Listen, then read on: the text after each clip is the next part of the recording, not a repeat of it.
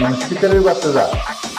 তো শিকারের বাচ্চা যাওয়ার পরে হরিণে পানি খায়া ফার্স্ট মানে ওর বামুনি দেখে দেখে যে মানে শিকারি নাই, বামুনি ডাইমুনি দেখে দেখে যে ওখানে বাঘও নাই, আর পাঁচমুনি দেখে যে আগুনও নাই। কিন্তু আপনি অ্যাকচুয়ালি যে কাম করতেছেন সেটাই যদি আপনি করেন তাহলে দেখবেন আপনার চারির মধ্যে যতই সমস্যা হোক আল্লাহ আপনাদের একটা না একটা সমাধান 100% দিব।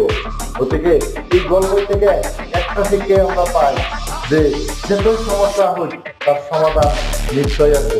কারণ হরিণটা এই টাইমে যদি মনোযোগ সহকারে পানি না খাইতো, যদি ও মানে দৌড় মারার চেষ্টা করতো তাহলে কিন্তু ও মানে নড়তো।